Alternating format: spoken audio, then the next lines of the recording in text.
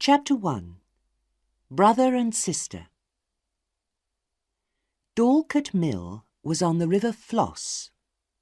The mill was a mile from the town of St. Ogg's. Edward Tulliver was the miller. He lived in the house next to the mill. The miller and his wife, Bessie Tulliver, had 2 children, a boy, Tom, and a girl, Maggie. Tom was 11 years old. Maggie was 9 years old. It was an afternoon in March 1828. Mrs. Tulliver and Maggie were standing outside the house. They were waiting for Mr. Tulliver and Tom. Tom had been away at school. He was coming back for the holidays. "Here is the horse and cart," Maggie shouted. "Here is father. Tom is with him. Tom is back from school." "Hello, Mother. Hello, Maggie," said Tom. "Oh, Tom, I'm happy to see you," Maggie said. "I'm happy to see you, Maggie," Tom replied. "I'm going to see my rabbits now." Maggie cried out. Her face was white. "I've got some money, Tom," she said. "Buy some more rabbits." "More rabbits? I don't want any more rabbits." "Oh, Tom," said Maggie. "your rabbits are all dead." Tom looked at Maggie. His blue eyes were angry. "You didn't feed my rabbits, Maggie. You forgot," Tom shouted. "I hate you, Maggie. You were cruel." Maggie started to cry. "I'm sorry, Tom," she said. "Don't be angry. I'm never angry with you." "I never do anything wrong," said Tom, and he walked away into the garden. Maggie ran into the house. Tom did not love her. She cried and cried. Later, Tom came into the house. Mr. and Mrs. Tulliver were eating cake and drinking tea. "Where is Maggie?" Mr. Tulliver asked. "I don't know," said Tom. "You must take care of your sister," said Mrs. Tulliver. "Maggie came into the house," Tom said. "She was crying." He took a big piece of cake. He sat down and he started to eat it. "Crying?" Mr. Tulliver shouted. "Why was she crying? Go and find her." Tom went slowly upstairs. He went into Maggie's bedroom. His sister was lying on the bed. She stood up and ran towards him. "Oh, Tom, I'm sorry about your rabbits," Maggie said. "I am a naughty girl." "I forgive you, Maggie," Tom said. "Stop crying now." And Maggie smiled.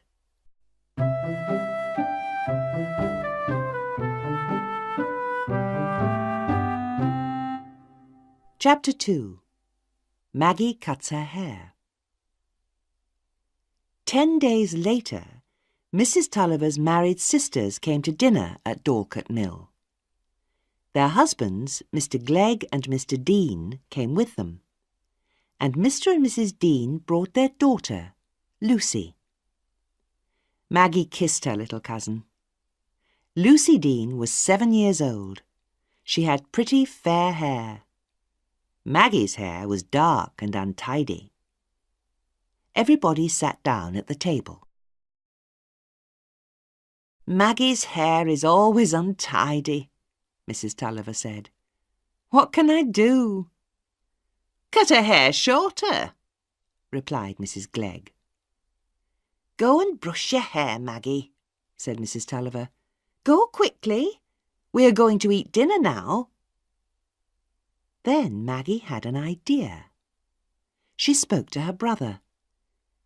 "Come upstairs with me, Tom," she said quietly. Maggie and Tom went upstairs. They went into their mother's bedroom. Maggie picked up a pair of scissors. "What are you going to do, Maggie?" Tom asked. Maggie cut off a long piece of her hair. "Oh, Maggie, you are a naughty girl," Tom said. Maggie cut off some more hair. Then she gave the scissors to Tom. "Help me, Tom, quickly," she said.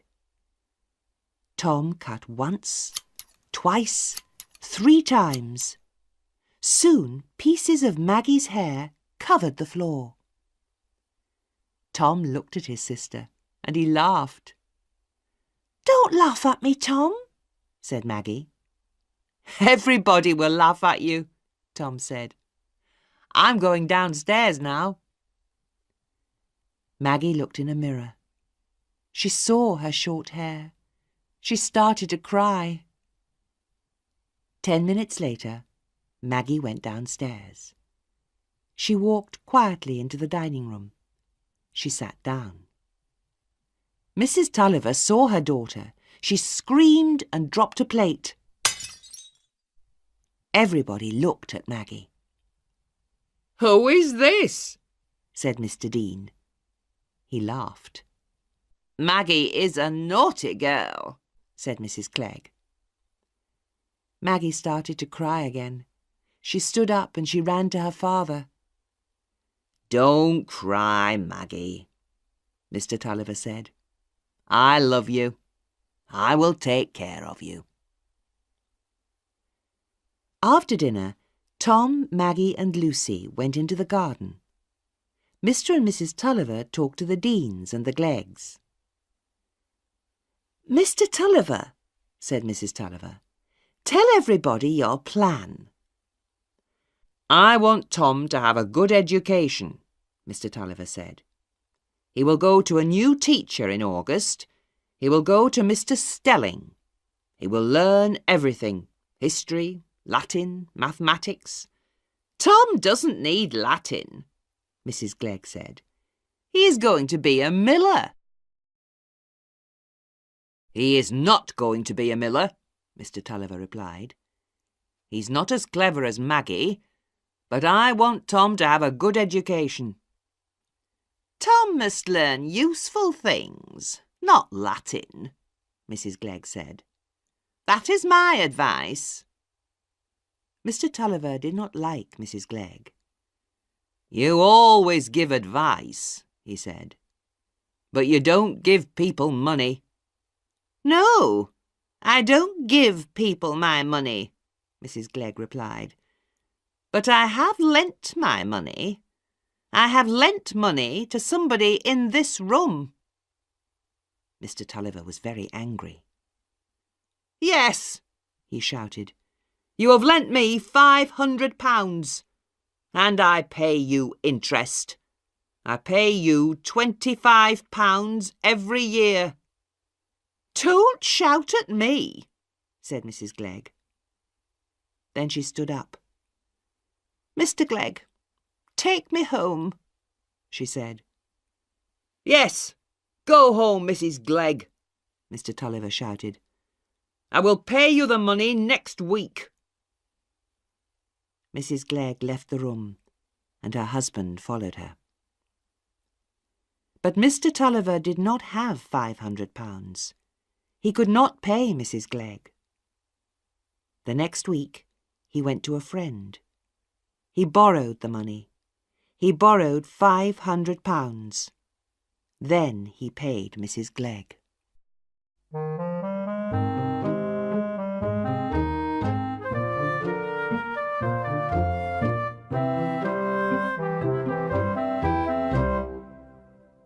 Chapter 3.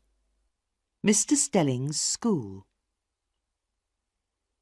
In August 1828, Tom went to live at Mr. Stelling's school. Tom was lonely and unhappy.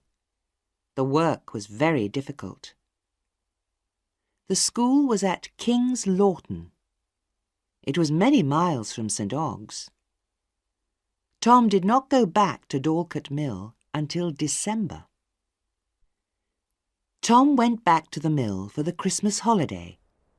He spoke to his father. "Why must I learn Latin?"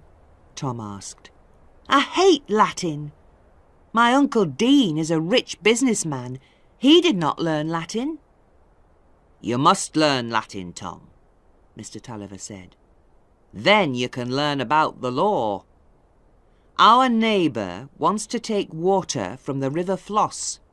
He wants the water for his land, but I need the water for the mill. There will be a lawsuit, Mr. Tulliver said.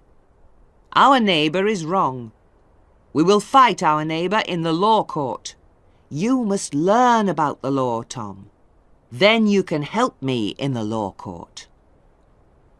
Lawyer Wakeham will speak for our neighbour, Mr. Tulliver said. He will speak in the law court. Wakeham is a very bad man. I hate him.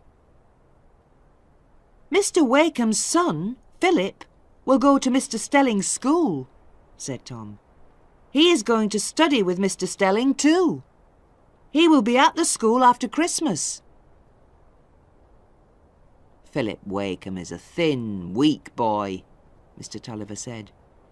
He is clever, but you are as clever as him. So, after Christmas, Tom went back to Mr. Stelling's school. When Tom arrived, a boy with a sad face was standing in the library. The boy was thin and he had a twisted back. He was 2 years older than Tom. Hello, said the boy. I'm Philip Wakeham. I'm Tom Tulliver, Tom replied.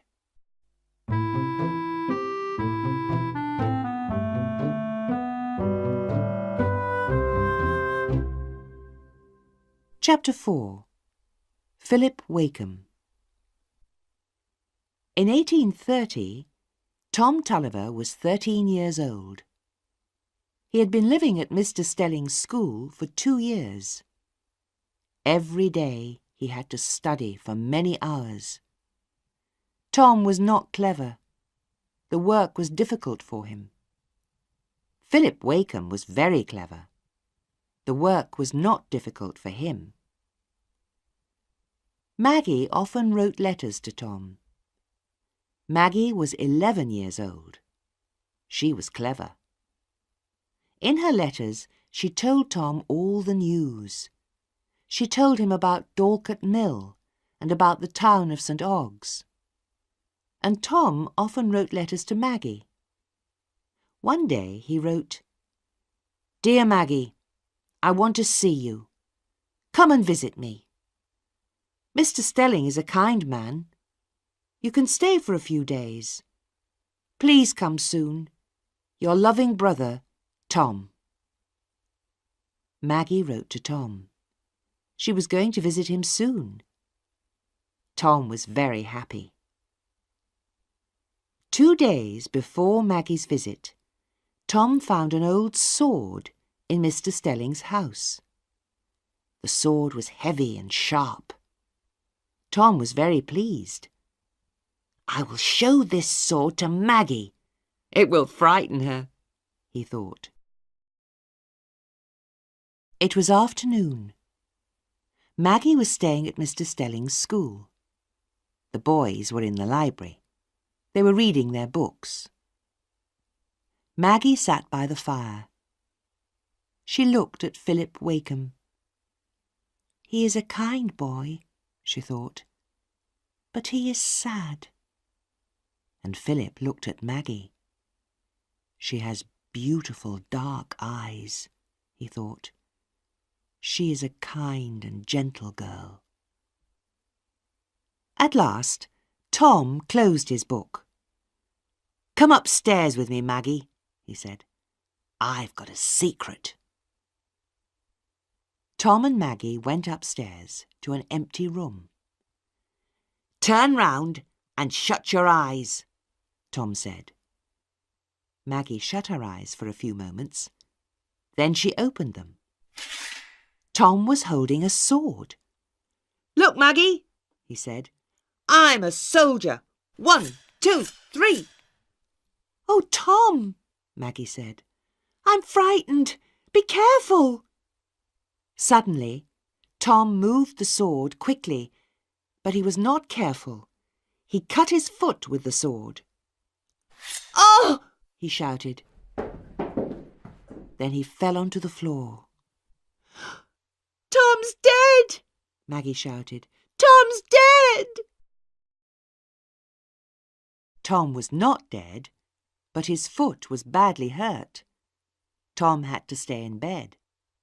Maggie took care of him. She stayed at the school for a week. One afternoon, Tom was asleep. Maggie and Philip were sitting in the library.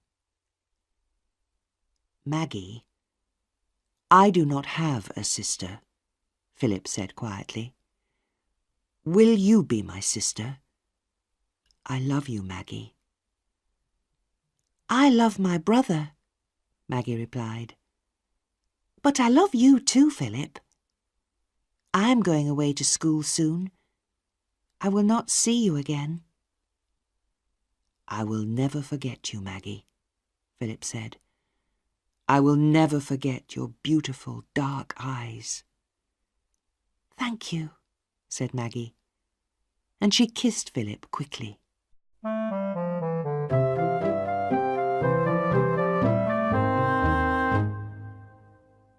Chapter 5.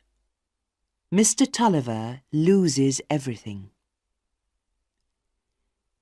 In 1833, Tom Tulliver was 16. Philip Wakem had left Mr. Stelling's school. Tom was still studying at the school. It was a cold November day. Tom was alone in the school library. The door opened, and Maggie came into the room. She was as tall as Tom, and she was very beautiful. Maggie, Tom said, why are you here? Why are you not at your school? Oh, Tom, something terrible has happened, said Maggie. What is it? Tell me, Maggie, Tom said. Father has lost the lawsuit, Tom, said Maggie. Father must pay for everything. He must pay our neighbour's lawyer, Mr. Wakem. Lost the lawsuit? Father must pay Wakem money?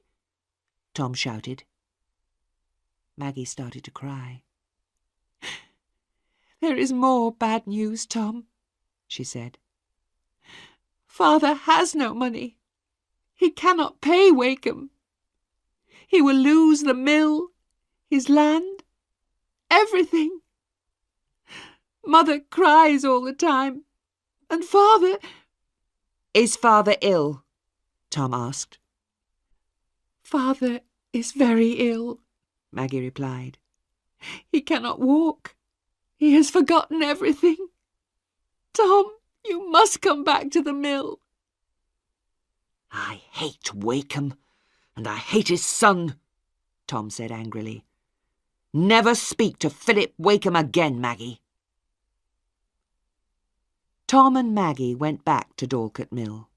Mrs. Tulliver was waiting for them. Oh, Tom, she said, Wakem's men will take our furniture, our clothes, everything.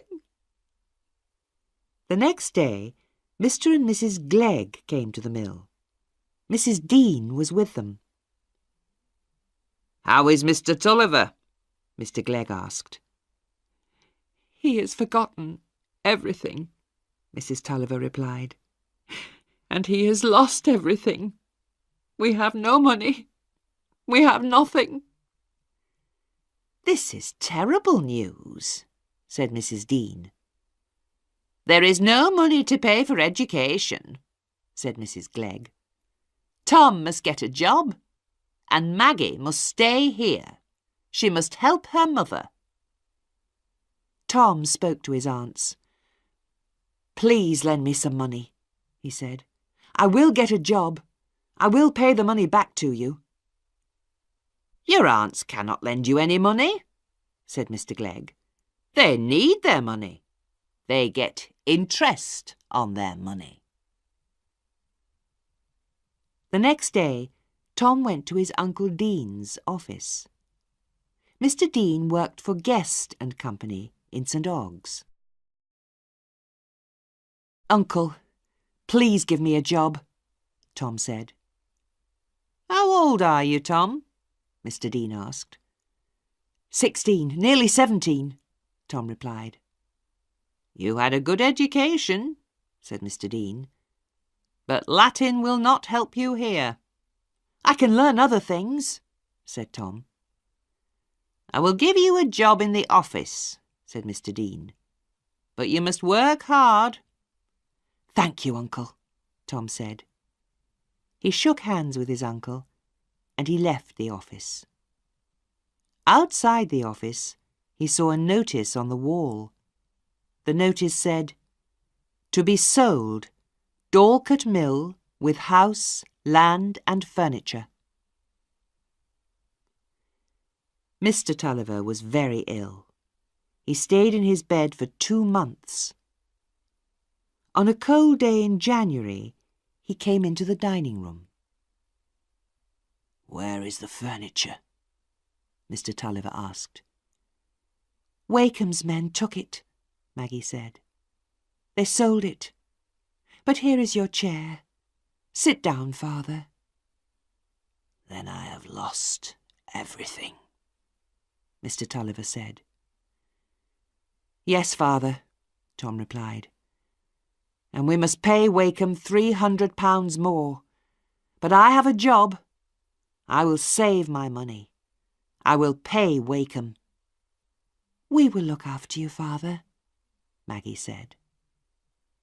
Mrs. Tulliver began to cry.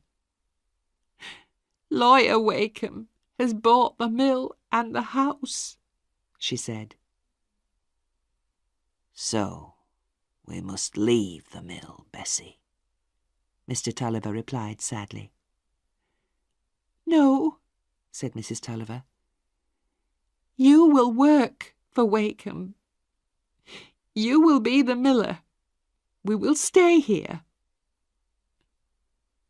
At first, Mr. Tulliver did not reply. Then he spoke. "Tom, get the Bible," he said. "Yes, Father," said Tom. He brought the Bible to his father. "Write this," said Mr. Tulliver. "Edward Tulliver will work for Lawyer Wakem at Dorlcote Mill. But he will never forgive Wakem. He will always hate him." "Then write this, Tom," said Mr. Tulliver. "Tom Tulliver will never forgive Lawyer Wakem. He will always hate Wakem and his family." "Then write your name." "Oh, no, Tom," said Maggie. "Do not write that." "Be quiet, Maggie," Tom said. "I want to write it. I will write it."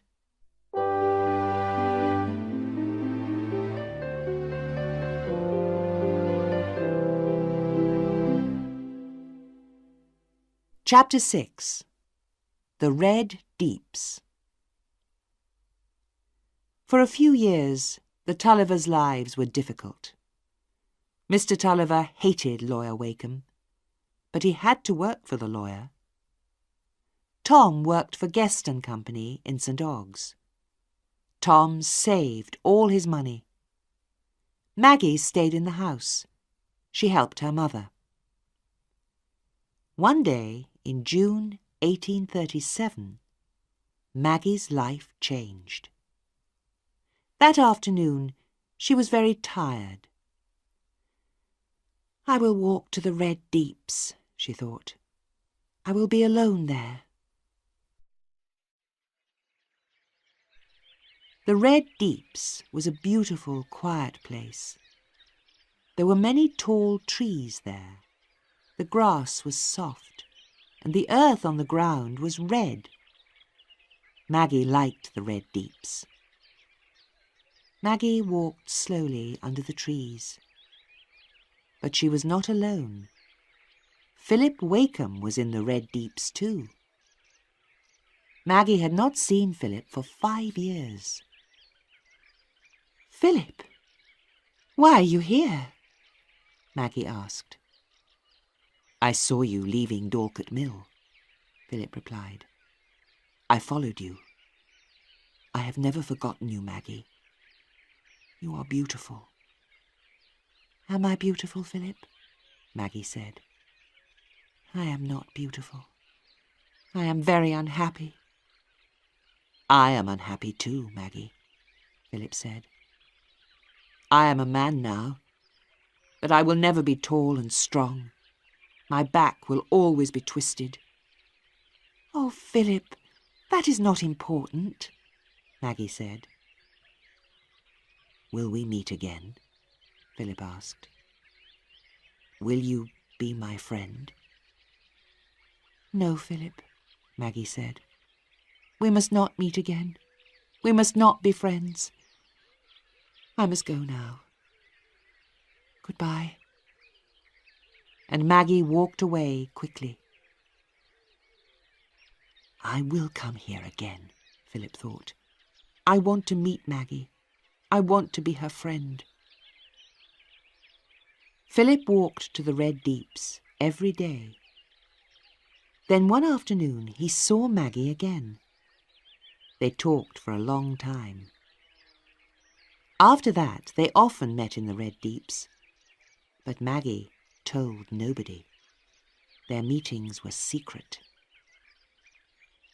One day Philip said, "I love you, Maggie. I want to marry you." "We cannot get married," Maggie replied. "The Tullivers hate the Wakems. I love you, but I cannot marry you."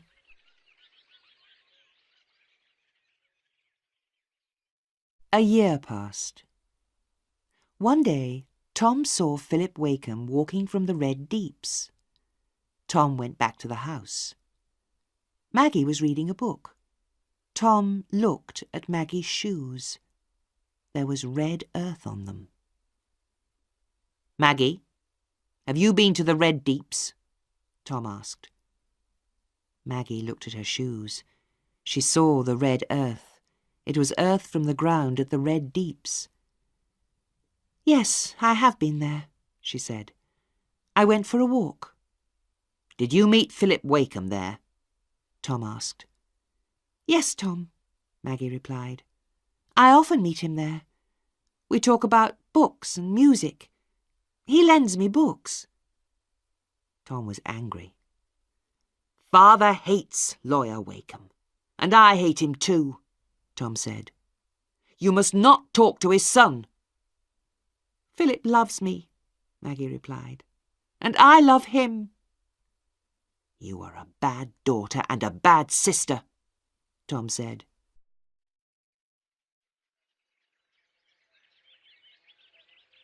The next afternoon, Tom went with Maggie to the Red Deeps.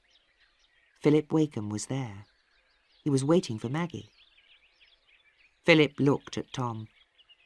Then he looked at Maggie, and he understood everything. Tom spoke first. "You and Maggie have met secretly," he said. "She is a bad sister, and you are a bad man. Your body is twisted and your mind is twisted too." Tom went towards Philip, and he lifted his hand. "Don't write to Maggie," he said. "Don't speak to her. I'll beat you." "Tom, please stop," said Maggie. She was crying. "Forgive me, Philip," she said. "I understand, Maggie," said Philip. "You have an unkind, stupid brother. I love you, Maggie. Tom does not love you." Tom pulled Maggie's arm. "Come home, Maggie," he said angrily. Maggie touched Philip's hand. Then Philip turned away. Tom and Maggie walked back to the mill. "Tom, you were cruel to Philip," Maggie said. "You were very hard, Tom. You are very unkind."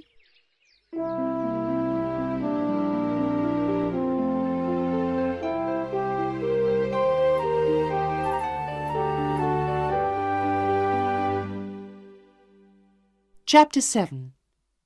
Edward Tulliver dies.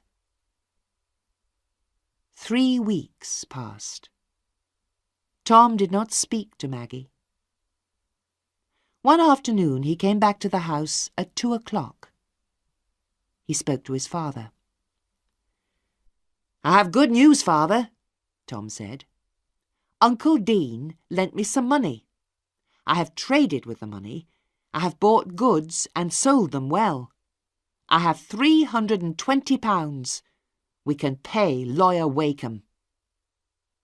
"Bessie," said Mr. Tulliver, "we have a good son." The next afternoon, Mr. Tulliver went to St. Ogg's with Tom. They rode their horses to Lawyer Wakeham's office. The lawyer was not there, but they left £300 for him. Then Tom went to the office of Guest and Company. Mr. Tulliver rode back to the mill. A man on a horse was waiting outside the mill. It was Lawyer Wakeham. "I want to speak to you, Tulliver," said Wakeham. "I will speak first," Mr. Tulliver shouted. "I have left £300 at your office. I have paid you all your money. I will not work for you now." "Good. I don't want you," Wakeham replied. "You are a very stupid man, Tulliver." "And you are a very bad man," Tulliver shouted. "I'm going," Wakeham said. "Move your horse." Mr. Tulliver lifted his riding whip. He rode towards the lawyer. Wakeham's horse was frightened. It turned suddenly, and Wakeham fell to the ground. Mr. Tulliver got off his horse. He started to beat the lawyer with his riding whip. "Help! Help!" Wakeham shouted. Maggie and Mrs. Tulliver ran out of the house. Maggie screamed. "Stop, Father, stop!" she shouted. She held her father's arms. "Please stop, Father," she said. "Mother, help Mr. Wakeham." Wakeham stood up. He got onto his horse. "I will not forget this, Tulliver," he said, and he rode slowly away. "Father, come into the house," said Maggie. Mr. Tulliver did not move. "I am ill," he said. "Help me. There is a pain in my head." Maggie and her mother took Mr. Tulliver into the house. "Go and get Tom," Mr. Tulliver said. Maggie ran to St. Ogg's. She went to Guest and Company's office. "Come quickly, Tom," she said. Mr. Tulliver lay in bed. He could not move. He was very ill. Tom, Maggie and Mrs. Tulliver sat by the bed. "What shall I do, Father?" asked Tom. "Save your money. Buy the mill from Wakeham," Mr. Tulliver said. "Yes, Father," said Tom. "Take care of your mother, and take care of your sister," Mr. Tulliver said. "Yes, Father, I will," said Tom.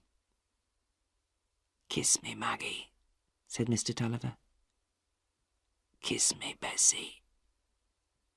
Goodbye, my son." And he died. Tom and Maggie looked at each other. "We must always love each other, Tom," Maggie said. Tom held his sister's hand. "Yes, Maggie," he said.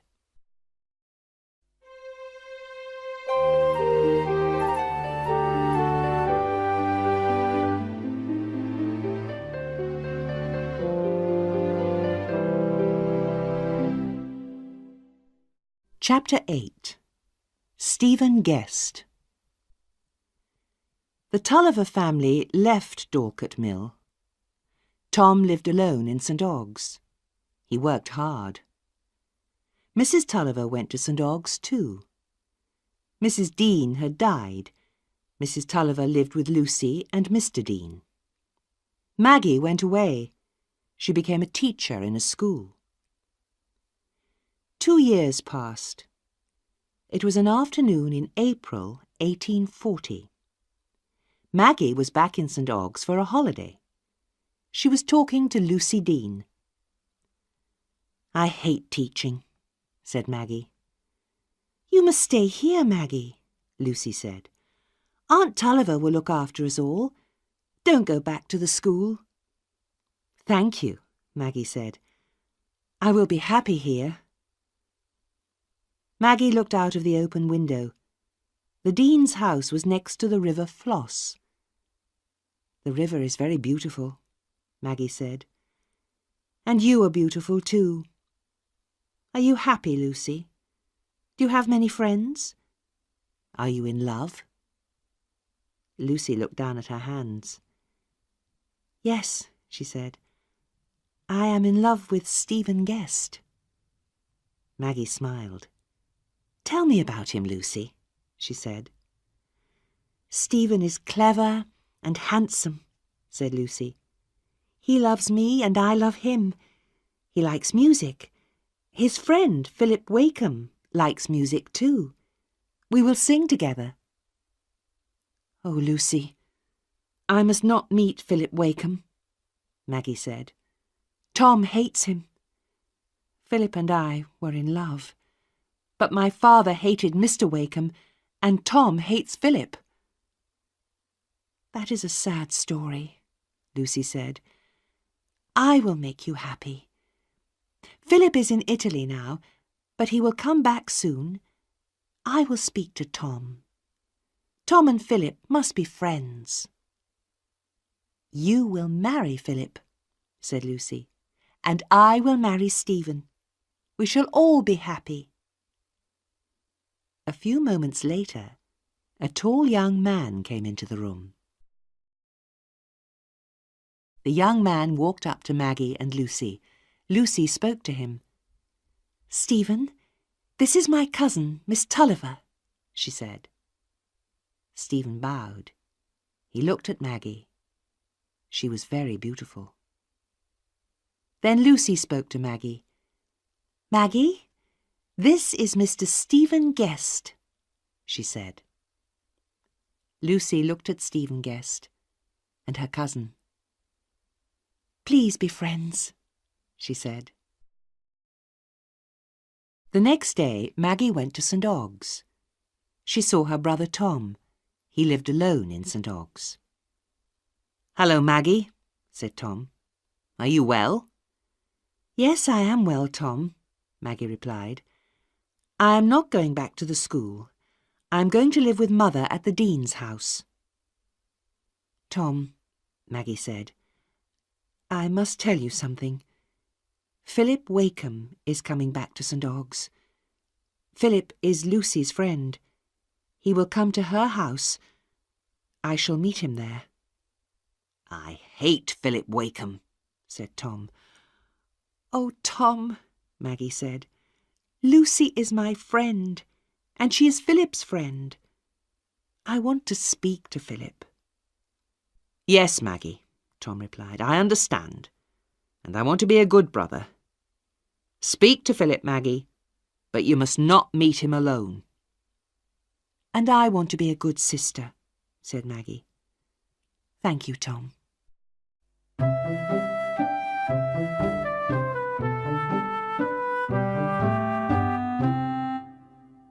Chapter 9. Happy Days. Maggie was happy at the Dean's house. Stephen often came to see Lucy. The 3 young people sometimes went in a boat on the river Floss. In the evenings, they sang together. Maggie, Lucy and Stephen laughed. They were happy. But Maggie and Stephen were starting to love each other. One evening in May, Maggie was sitting in the garden. She was reading a book. She heard a sound and she looked towards the river. Stephen was getting out of a boat. He walked towards her. "Good evening, Miss Tulliver," said Stephen. He held up some papers. "I've brought these songs for Lucy," he said. "Lucy is not here," Maggie said. "We will not sing tonight." "Philip Wakem has come to St. Ogg's," Stephen said. "I saw him this morning. He will come here tomorrow." Maggie's book fell to the ground. Stephen quickly picked it up. He gave the book to Maggie. Stephen's fingers touched Maggie's fingers. They looked at each other. "I must go," Stephen said. "Please stay," said Maggie. "No, Maggie." "Will you give Lucy the songs?" "Yes." "And Philip will come here tomorrow. Will you tell Lucy?" "Yes."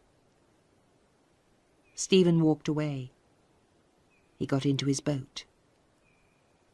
Oh, why did Maggie come to St. Ogg's? Stephen thought. I love her.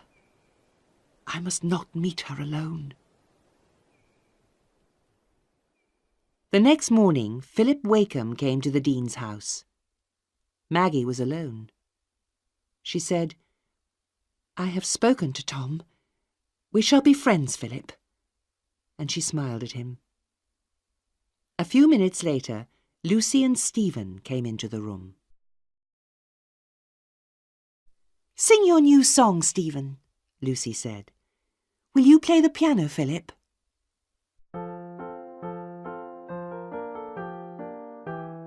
Philip played the piano, and Stephen sang his song. Maggie was very happy. Her face was beautiful.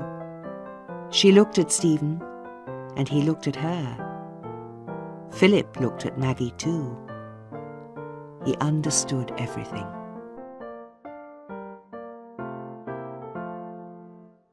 Chapter 10. I Love You.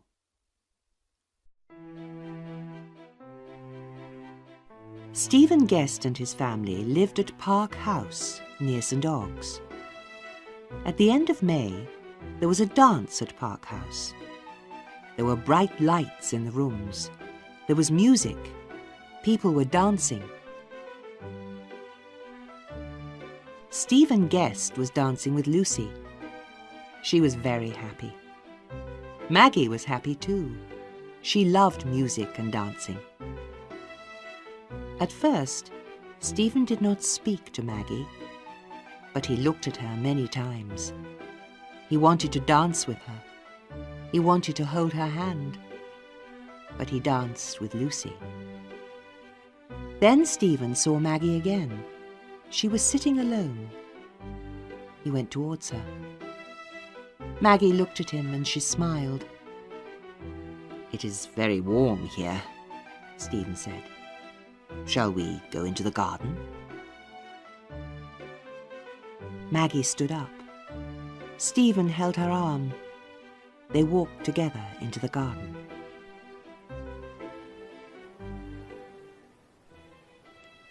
They stood near some red roses. Maggie held one of the flowers. It had a sweet smell. "The flowers are very beautiful," said Maggie. Stephen did not answer. Suddenly, Stephen touched Maggie's arm. Then he kissed it, again and again. Maggie pulled her arm away. Her dark eyes were angry. "Stephen," she said, "this is wrong. You love Lucy. Please go away now. We must never meet alone again." Maggie went quickly into the house. A few minutes later, Stephen followed her. Maggie listened to the music. She talked to people. She smiled. But she did not look at Stephen Guest.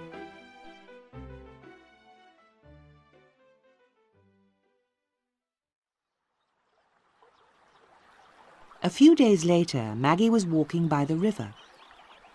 She was alone. She heard a sound behind her, and she turned round. Stephen Guest was riding towards her. Stephen got off his horse.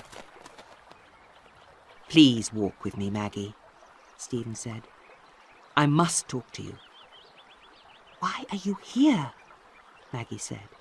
"We must not meet alone." "You are angry," Stephen said. "I understand. But I love you. I love you, Maggie." "You must not say that," Maggie said. "You must go away, Stephen." "I love you. Please love me," Stephen replied. "Don't say that," Maggie said. "You love Lucy, Stephen." "Do you love me, Maggie?" Stephen asked. "Tell me, Maggie." Maggie did not answer. She started to cry.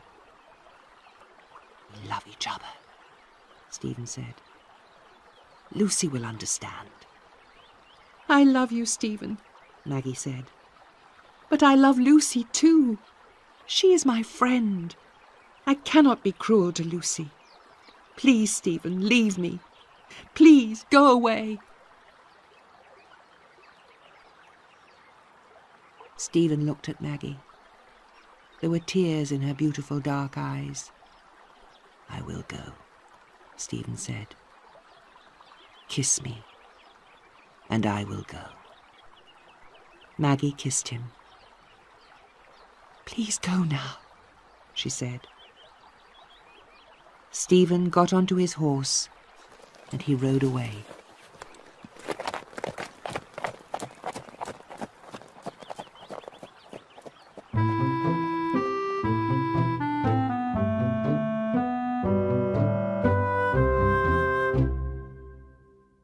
Chapter 11. The River Floss.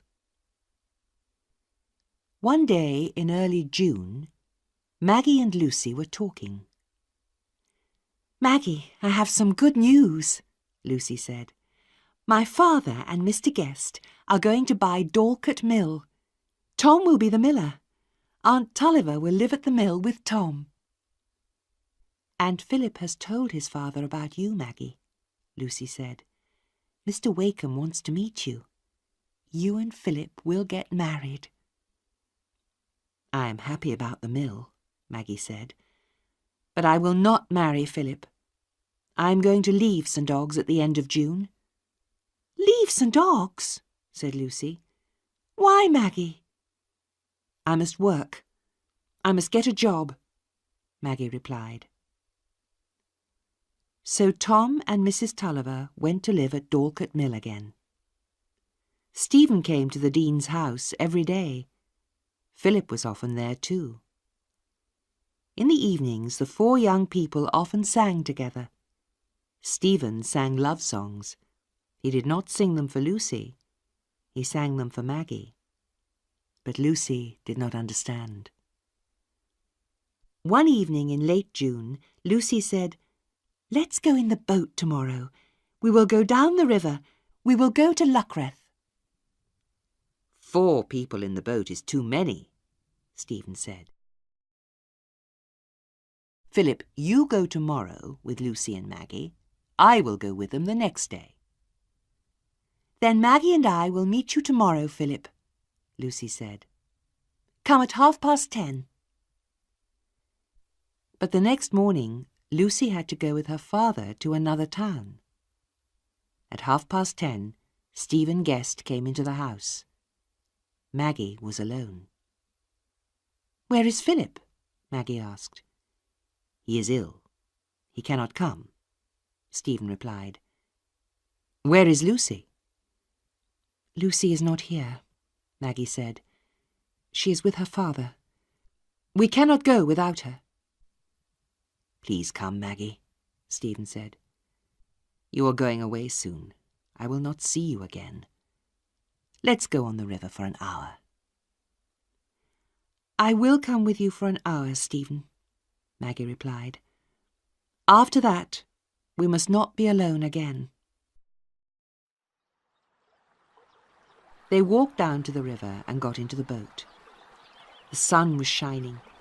Stephen rowed the boat and it moved quickly over the water. "Lucy will come back this afternoon," said Maggie. "We must come back before 2 o'clock." The sun was hot. Stephen stopped rowing. The water carried the boat along. Stephen and Maggie were very happy. They did not think about the time. But much later, Maggie cried out, "We have passed Luckreth. Where are we? It is very late. What will Lucy say? We must go back." Stephen held Maggie's hand. She was crying. "Let's not go back. Let's get married," Stephen said. Maggie did not answer. She could not speak. She could not think. "We must get married, Maggie," Stephen said. "We are together now, forever." Stephen started rowing again. He did not turn the boat round. The river was wide. The water rushed past. There were no villages next to the river. Suddenly, Stephen saw a steamboat. "Look, Maggie," he said. "The steamboat is going to Mudport. We will get onto the steamboat. We will get married in Mudport." Maggie was very unhappy. Stephen and Maggie got onto the steamboat. Stephen spoke to the captain of the steamboat. "This lady, my wife, is very tired," Stephen said. "Please take us to Mudport. I will pay you well." Maggie sat down and she went to sleep. Night came. All night, Stephen sat next to Maggie.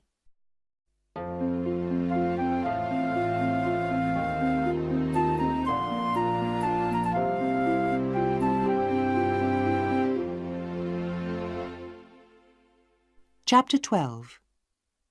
I Cannot Marry You.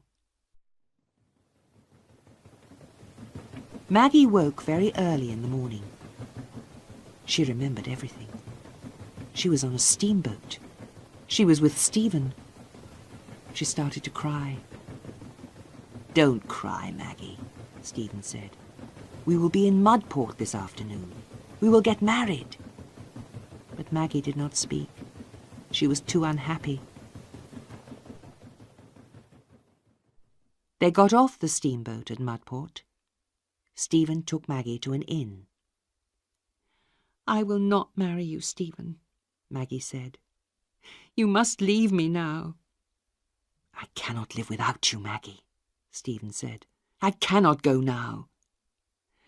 "Then I will go," said Maggie. "Yesterday I could not leave you. Today I can leave you. Goodbye, Stephen." "Maggie," Stephen said, "I was wrong yesterday. I'm sorry." "We were both wrong yesterday," Maggie said. "But we love each other," Stephen said. "That cannot be wrong." "We are being cruel to Lucy," said Maggie. "That is wrong. I love you, but I cannot marry you. I am going back to St. Ogg's alone." "No!" Stephen shouted. "People will say, 'Maggie is a bad woman. Your life will be terrible.'" "I will tell Lucy everything," Maggie said. "She will understand. She will forgive me. And she will forgive you, Stephen." Stephen said nothing. Maggie left the inn. She went back to St. Ogg's.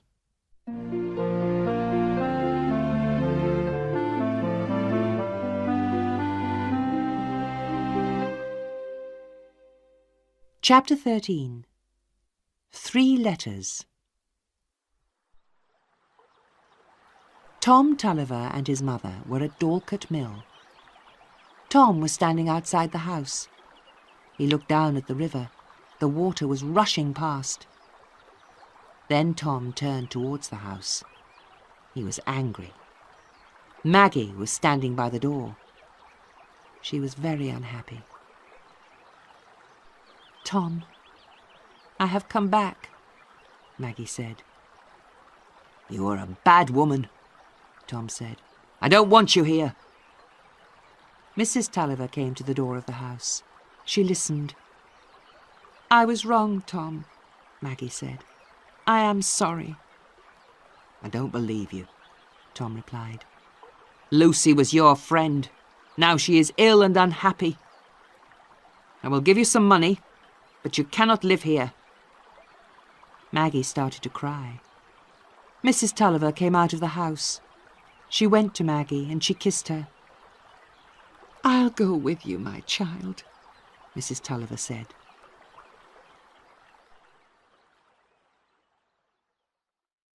Maggie and her mother went to St. Ogg's. They lived in a small house next to the river. But Maggie wanted to live alone. After a few days, Mrs. Tulliver went back to the mill. Stephen Guest went away. He wrote a letter to his father. Father, I was wrong, he wrote. I loved Maggie Tulliver, and I wanted to marry her. Maggie is good.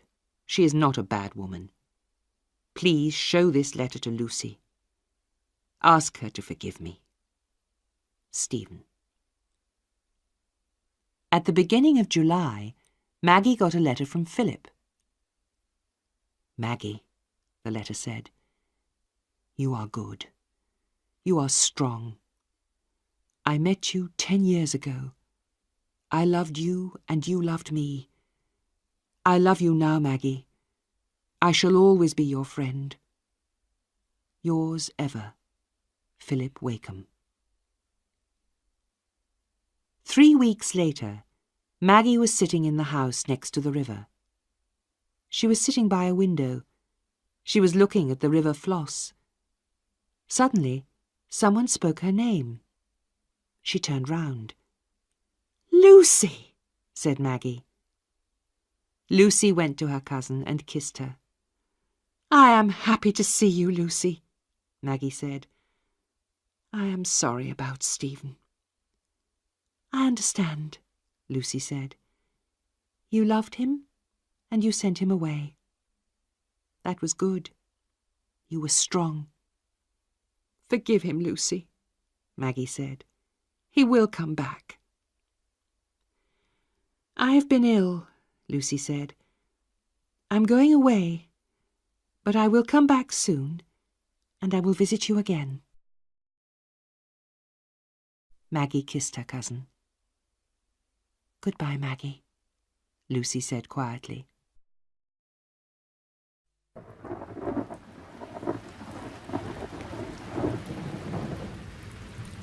In August, the weather was very bad. The rain fell. Hour after hour it rained. Day after day it rained. Was there going to be a flood? The water in the river Floss was rising higher and higher.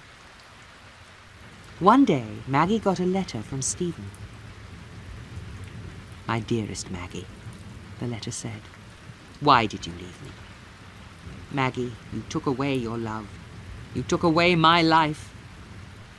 Maggie, I want to be with you. I am yours forever. Stephen. Maggie was lonely and unhappy. She sat in the little house next to the river Floss. She read Stephen's letter many times. She cried and cried. Hours passed. Night came. The rain fell all night. The river rose higher and higher.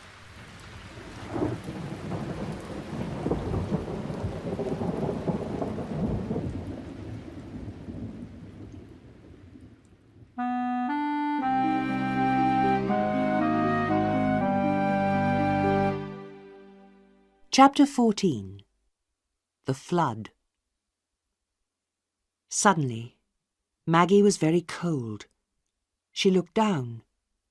The floor was covered with water. The river Floss had flooded. Maggie was in great danger. Her house was next to the river, and there was water in the house. Maggie ran to a window and she opened it. She looked outside. It was dark, but she could see water everywhere. The streets of St. Ogg's were covered with rushing water. There was a little boat outside the house. It was tied to the wall. Maggie climbed through a window and she got into the boat. She untied the boat. The water carried the boat away from the house. Maggie was alone in the darkness. The boat moved very fast. The flooded river was carrying it along. Maggie was very frightened. The rushing river carried the boat out of the town. Maggie saw the tops of trees and the tops of buildings. I must go to the mill, she thought. I must help Tom and Mother. Maggie started to row. The boat left the river. Soon, Maggie's boat was moving over the flooded fields. At last, Maggie saw Dorlcote Mill. Tom, where are you? Maggie shouted. Mother, this is Maggie. Tom was in the house. He was upstairs. He looked out of a window. You have come, Maggie, he said. Yes, Tom, Maggie replied. Where is Mother? Mother is not here, but she is safe, Tom said. Tom got into the boat. I will row, Maggie, he said. Tom sat down in front of Maggie. We must go to Park House, said Maggie. It's on higher ground. Tom started to row. He looked at Maggie. Brother and sister were together again.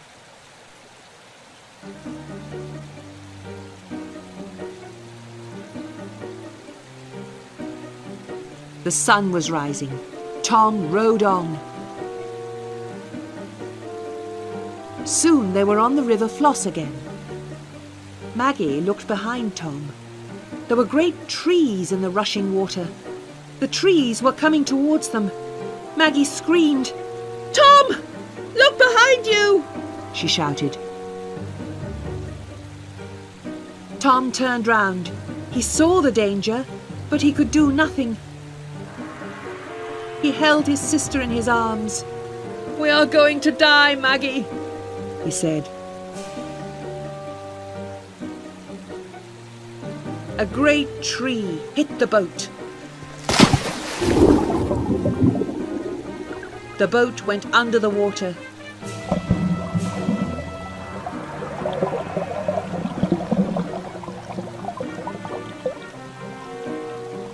Soon the boat came up again, but it was empty. Days later, some people found Tom and Maggie. They were in each other's arms. They were dead.